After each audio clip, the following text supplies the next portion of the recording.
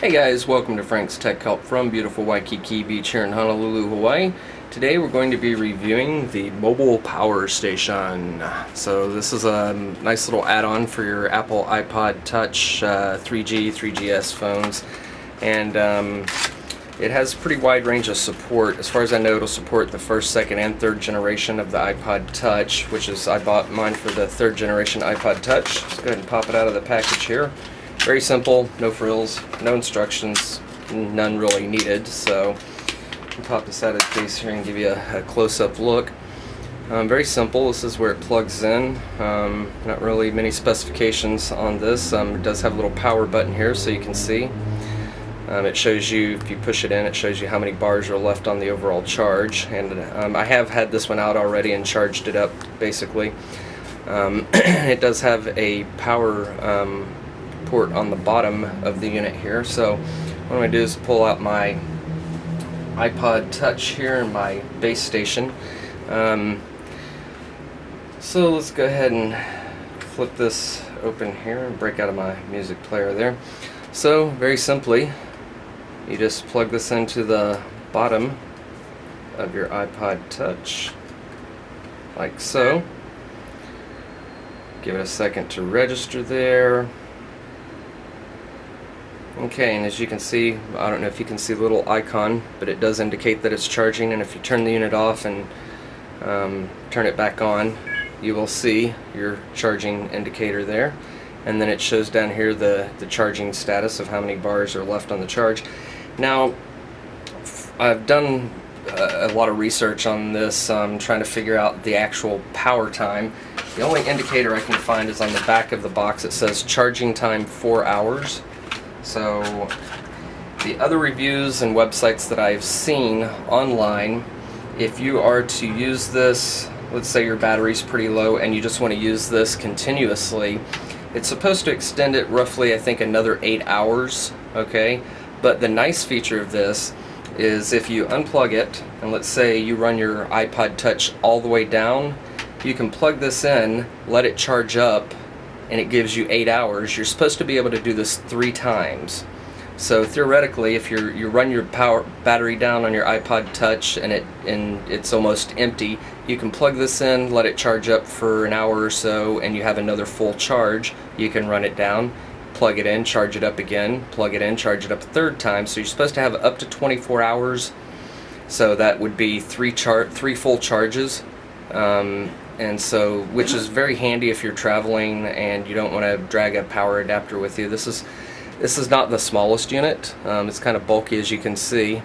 Let me go ahead and plug it in so you can kind of get it's roughly half the length of the actual iPod Touch, and it's about double the well, maybe almost triple the thickness.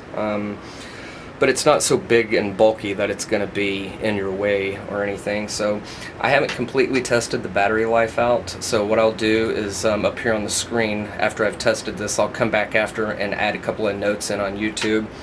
So plugged in like this using continuous power, it's supposed to have 8 hours, but if you set it in standby and plug it in and do a full charge, you should get 3 rounds of 8 hours out of it basically. So, and I do have a little battery application here that shows pretty much what time you have left for all your different applications. And as you can see, the charge indicator, it's currently charging from the unit down here, okay? But when it's plugged in, it doesn't like add any time onto this, so it's pretty much a base, a base setup. So but yeah, just to show you that real quick,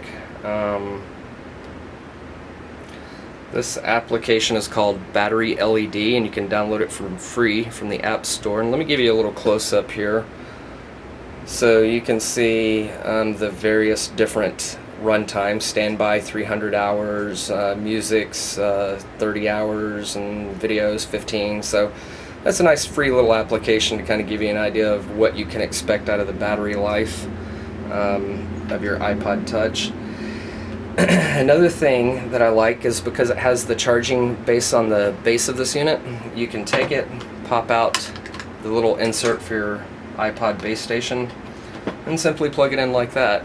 And as you can see, the LED indicators are on, so I can actually use my base station, or you can use the USB cable to charge this up. It did not come with a cable, okay?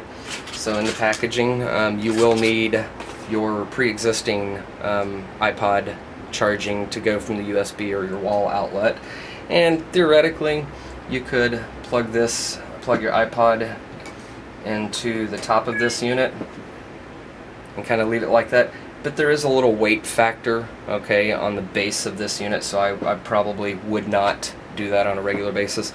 Although having this unit on the bottom, okay, so it did pop off. You can see that it took a little bit of force to take the bottom off. So when you got it plugged in, you know, if you're shaking it around, yeah, it's going to fall off the bottom. But if you're just using it in your hand, it does add a little extra length to that, and it's not too much in the way when you're using your applications and stuff like that. So very nice little unit for backup power if you're on the road, or if you're at the office and you don't have your charger with you. So pretty simple unit. I picked this up for $9 on eBay, which is a really excellent deal as far as I'm concerned. Considering, you know, if I can get 3 full charges out of this for my iPod Touch when I'm on the road, that saves me a lot of time, which saves me money, so totally worth it.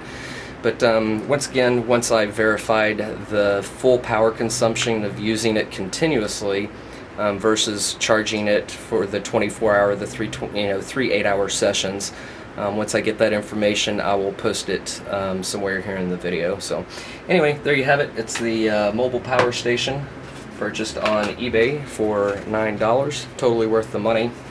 So if this review helped you out, post a comment. If not, poke me home. Thanks for watching. As usual, peace.